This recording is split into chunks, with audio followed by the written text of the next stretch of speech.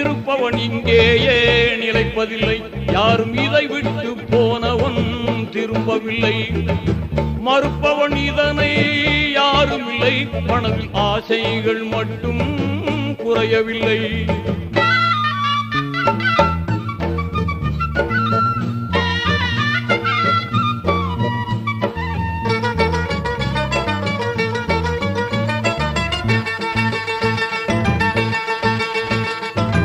பிறந்ததும் பாங்குண்டு தொழுகை இல்லை.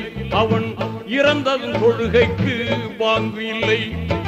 புரிந்தவன் ஆணவம் கொள்வதில்லை.